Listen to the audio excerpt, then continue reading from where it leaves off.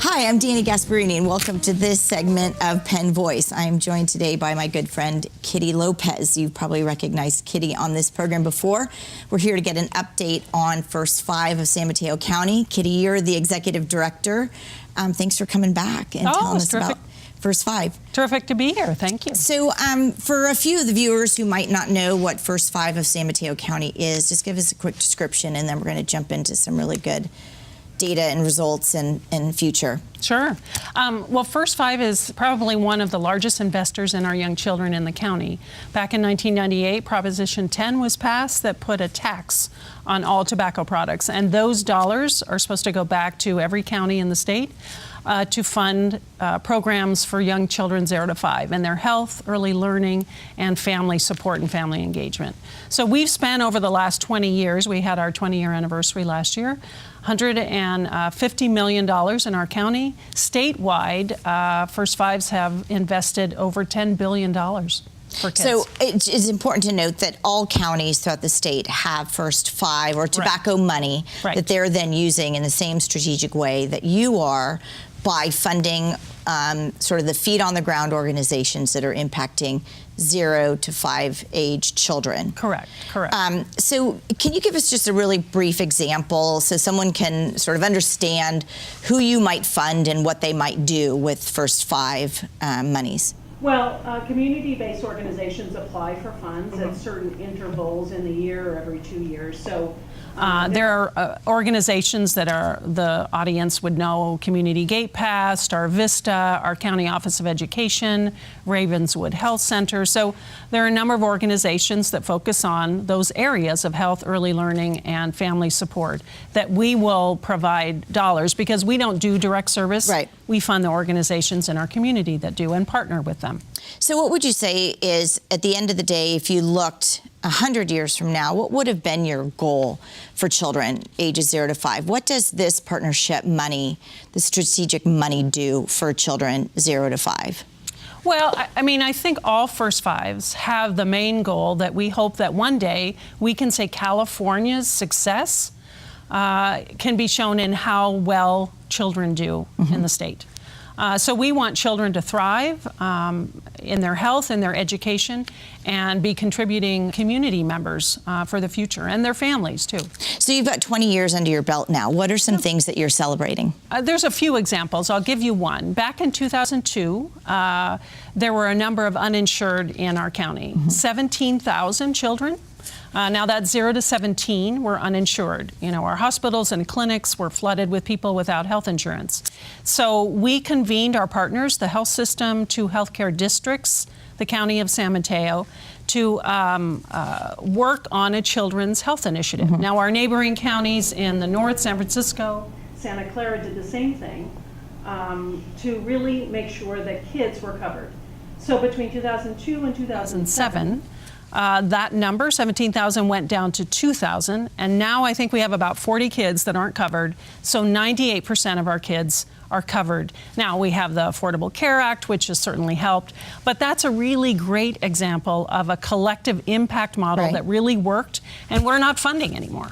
And I think it's important to note, if we break it down, so it wasn't that you took First Five monies and got 17,000 0 to 17-year-olds insurance. What you did was use your funding to bring the collaborators together, to bring the agencies together that are providing health care, and figured out how do we get access to health care to this age range.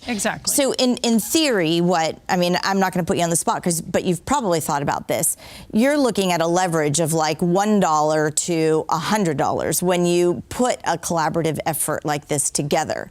So you're taking that First Five funding that you received, bringing your collaborative partners together, getting, what was the statistic again, 15,000 or so under age 17, access to health care. So if we then began to do the sort of the longitudinal tracking about their health progression, we're probably going to find things like lower diabetes, greater success in education. They're well enough to attend school. Their health needs are being met, which has a whole bunch of other life implications that will take them on into kindergarten and into adulthood. Yeah, I mean, we do that with any project, with all of the areas that we fund, because our dollars were never intended to be the sole funder for kids. So we have to engage our partners and the community. I mean, it's really a partnership with our state and local governments, foundations. That's what we're trying to do, because there's no one entity that can solve all these problems for kids and families. Right. So, I mean, have you begun to see some of the later initiatives, and mental health comes to mind, for children? Typically, we don't necessarily think of mental health issues showing up from 0 to 5, but they do. And if they have access, like to Community Gate Path, are we seeing anything later in life that you can already point your finger at with regard to mental health and young? Well, I think our emphasis is on prevention, early identification and prevention. And so that's a great example of kids need to be identified early for any developmental concerns, any mental health concerns with them or their families, because the earlier you intervene, the better outcomes later on. So you can see fewer kids in special education, for example, if you're identifying problems early. The answer to have things have improved over the 20 years is a resounding yes. We have a new governor. What does he, and First Five is a new program to him from a governor's seat. Now, he was in the mayoral seat when First Five was first adopted. How is he positioned to support First Five? Well, I just want to, I'm going to read this quote because I want to make sure I get it. He has said publicly, providing children in California with a healthy start is one of the best investments the state can make. Right. Now, for the early childhood community, it's Christmas time in April, because we've never had a governor like this that really knows that children are important to our future.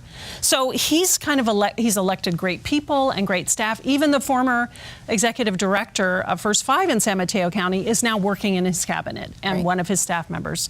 So he's really elected good people to work on these issues, and he has kind of a great budget framework. He wants to focus on early access and early identification, like I mentioned before, two-generation approach, and really trying to ease family pressures, their financial pressures. And so he's proposing over $2 billion in directly impacting kids and families in the state through a variety of programs. We haven't had that. So it's interesting and ironic that and you and I talked about this prior to the show even beginning, that as our tobacco tax monies, which is currently funding First Five initiatives and programs, is lowering because tobacco use in California is lowering. But the governor is saying this is one of his highest initiatives. So while the tobacco tax money to fund First Five may be lowering and your budget is being lowered because of that, it looks like he is extremely supportive of the work you've been doing to perhaps continue that support to those organizations and initiatives that you've begun collaborating on. Well, because I think he knows throughout the state, actually California has one of the highest poverty rates in the nation. So he knows that kids and families are still struggling throughout the state, and so you have to invest more in them.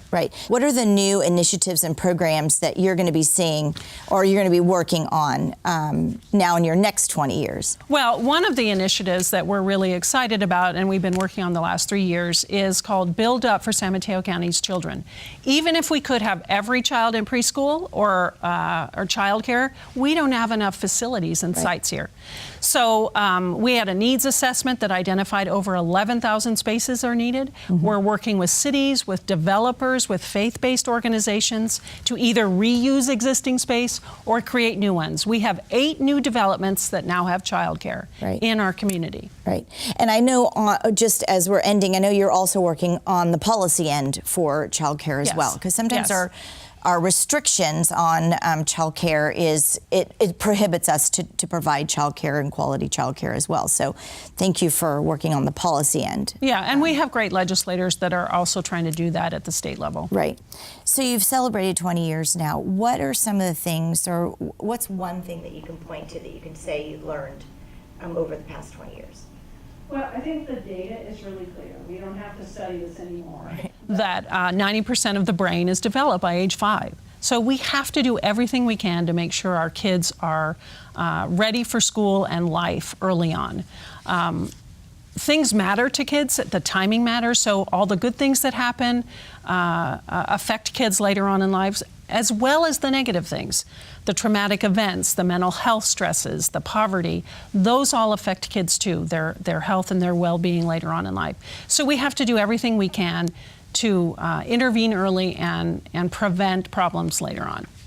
And then you were mentioning something about, we think about children as 0 to 5, but there's even pre-0. And I know one of the things that you want to focus on is to ensure that mothers have access to prenatal care and care. Yes, that's really important. I mean, those are kind of one of the 5 main things that we might know. I mentioned that the early brain development, but we have to ensure that our mothers are well taken care of before they have birth and after, and the whole family.